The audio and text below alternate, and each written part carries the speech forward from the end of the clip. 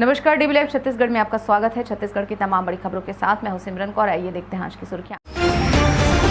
PSC जांच को लेकर मुख्यमंत्री विष्णुदेव साय का बड़ा बयान। कहा, चुनाव के दौरान वादा किया था, दोषियों के खिलाफ होगी कार्रवाई। भाजपा के संगठन सह प्रभारी नितिन नबीन ने राहुल गांधी पर कसा तंज। कहा, राहुल गांधी को छत्तीसगढ़ की जनता से माफी मांगनी चाहिए। और बस्तर के विकास को लेकर उप मुख्यमंत्री विजय शर्मा का बयान। कहा, बस्तर में विकास और सुविधाएं हमारी सरकार की प्राथमिकताएं। दिल्ली दौरे से लौटे मुख्यमंत्री विष्णुदेव साय ने पीएससी घोटाले की जांच को लेकर बड़ा बयान दिया है। उन्होंने कहा कि चुनाव के दौरान वादा किया था कि मामले की जांच होगी।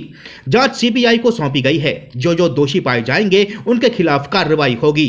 मीडिया से चर्चा करते हुए मुख्यमंत्री विष्णुदेव साय ने कहा कि दिल्ली में देश के गृह मंत्री से पार्टी के राष्ट्रीय अध्यक्ष जेपी नड्डा से मुलाकात हुई। मुख्यमंत्री होने के नाते मुलाकात होती रहती है।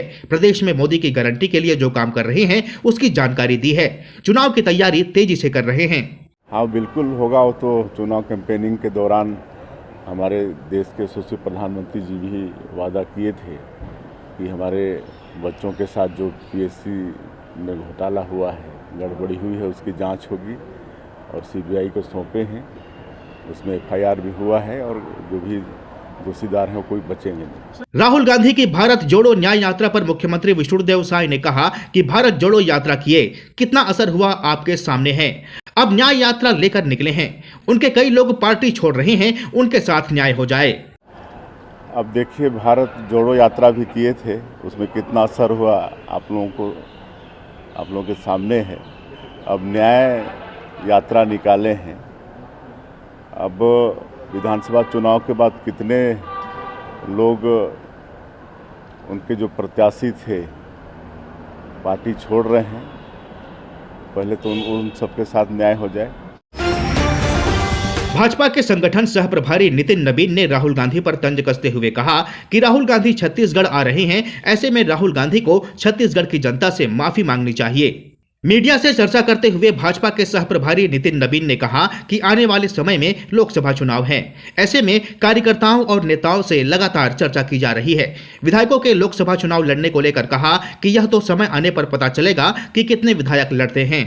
कल भी बैठक नहीं, देखिए, लोकसभा चुनाव की तैयारी हम भारतीय जनता पार्टी के कार्यकर्ता 24/7 काम करते हैं संगठन का और हर दिन चुनाव के लिए तैयार रहते हैं। और लोकतंत्र का जब महापर्व आएगा तो निश्चित रूप से हम पूरी तरह से उसमें लगेंगे और हम लोग की तैयारी पहले से भी है और हम लोगों ने उसी तैयारी को और दुरुस्त करने के लिए संगठन की हर स्तर की बैठक हो रही है। लोकसभा स्तर पर भी हम लोग समीक्षा कर रहे हैं कि इस लोकसभा में क्या स्थितियां हैं और उसको बेहतर कैसे किया जा सकता है। प्रधानमंत्री नरेंद्र मोदी के नेतृत्व में और यहाँ माननीय मुख्यमंत्री विष्णुदेव साय जी का जो कुछ छोटा सा कार्यकाल है जिसमें उन्होंने कई बड़े डिसीजंस लिए हैं, उन सब निर्णयों के साथ जनता के बीच में हम जाएंगे। राहुल गांधी के छत्तीसगढ़ आगमन को लेकर नितिन नबीन ने कहा कि राहुल गांधी को छत्तीसगढ़ की जनता से माफी मांगनी चाहिए। कांग्रेस की सरकार ने जिस प्रकार से भ्रष्टाचार किया, छत्तीसगढ़ के आदिवासी भाई बहनों को ठगने का काम किया, इन सब को लेकर उनको जनता से माफी मांगनी चाहिए। राहुल गांधी जी अगर आज आ रहे हैं छत्तीसगढ़ तो सबसे पहले उनको छत्तीसगढ़ की जनता से माफी मांगना चाहिए कि जिस प्रकार के उनकी सरकार ने भ्रष्टाचार किया, गरीब जनता जो छत्तीसगढ़ की गरीब जनता है उसको छलने का काम किया, ठगने का काम किया, यहाँ के युवाओं को ठगा, यहाँ के महिलाओं को ठगा, यहाँ के आदिवासी भाई बहनों को ठगा, उन सब से उनको पहले माफ़ी मांगना चाहिए, तभी वो न्याय यात्रा पर यहाँ से निकले। पहले जनता से माफ़ी मांगे। छत्तीसगढ़ के उप मुख्यमंत्री विजय शर्मा ने कहा है कि विध्वंसकारी तत्व कितनी भी ताकत लगा लें, बस्तर के अंदरूनी क्षेत्र में विकास और सुविधाएं हमारी सरकार की प्राथमिकताएं हैं। बस्तर के विकास को लेकर उप मुख्यमंत्री विजय शर्मा ने ट्वीट कर लिखा है कि 3 फरवरी को नक्सल प्रभावित सुकमा जिले के सिलगेर प्रवास के दौरान ग्रामीणों ने मुझे बताया कि पिछले 1 वर्ष से इत्तापारा में बिजली नहीं है।